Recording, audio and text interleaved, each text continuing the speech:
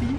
Salut PPC. Comment ça va? Ça va, super. Écoute, ça fait vraiment plaisir de t'avoir ici à bord pour les vidéos du succès parce que toi, tu es à la fois le coach de l'équipe de hand du PSG. Tu as aussi été un peu consultant sur TF1, un peu beaucoup d'ailleurs, consultant sur TF1 pendant les championnats du monde, c'est ça? C'est ça, ouais, tout à fait. Et puis la France a gagné, et bravo. Ouais, C'était canon. Bravo pour eux. Ouais. Et puis alors moi, j'ai 7 questions aujourd'hui à te poser pour ceux qui vont te voir sur les vidéos du succès. La première, c'est ta définition du métier de coach. Sportif. Comme tu veux. Sportif. On va parler plutôt du coach et du coaching de chez moi. Donc, bizarrement ou paradoxalement, coach sportif, en fait, il s'occupe, quand on a une équipe comme le Paris Saint-Germain, de 70% de ce qui n'est pas sportif, en fait. Donc, on est plutôt dans la gestion des personnes, du management des joueurs. Avec la difficulté et aussi l'avantage, c'est d'avoir un public multiculturel, puisque j'ai des joueurs de plein de nations différentes. Donc voilà, il faut essayer que toute cette différence culturelle arrive à un objectif commun, quoi. Donc on est beaucoup plus, je dirais, dans l'humain.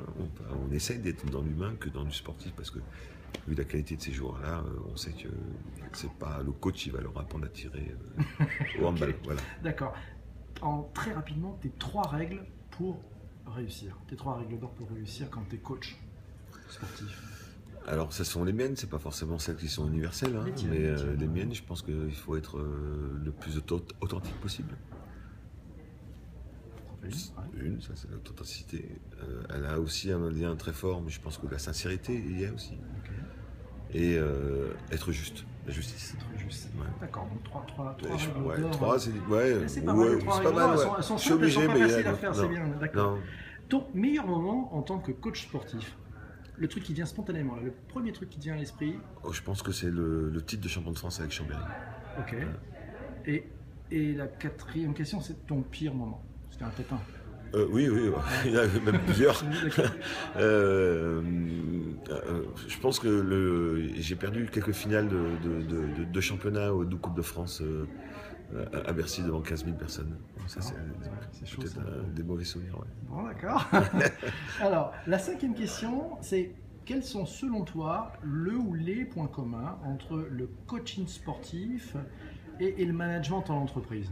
Toi, tu fais un peu les deux, je crois. Hein, oui, j'ai la chance de pouvoir intervenir dans de nombreuses entreprises et on s'aperçoit qu'il y a beaucoup de points communs.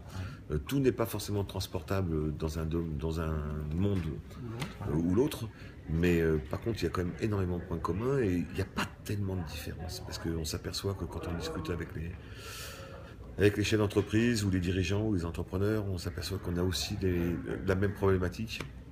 Alors soit c'est sur la gestion des égos, soit c'est sur comment digérer un conflit ou les échecs. C'est le multiculturel aussi, c'est comment aborder la génération Y. Ouais. C'est voilà, donc on a beaucoup de points communs en fait, et beaucoup de choses à régler ensemble. D'accord. Alors ma 6e question, alors elle peut paraître assez proche, mais en fait elle creuse un peu plus.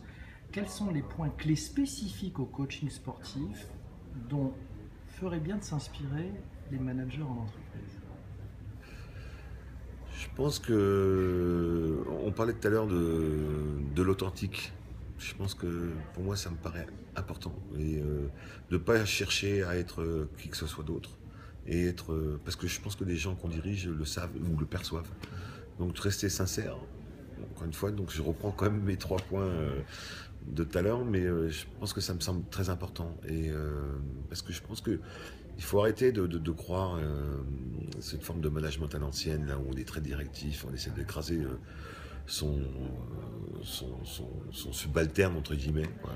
C'est des mots qui ne devraient même plus exister, quoi. Donc rester authentique et essayer de faire confiance et de savoir transmettre. Voilà. Ça me paraît important.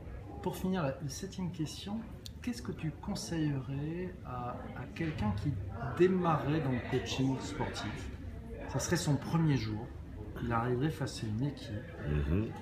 Qu'est-ce qu'il faudrait qu'il fasse? Alors, en général, la plupart du temps, en ce qui nous concerne, c'est souvent un joueur qui est devenu entraîneur.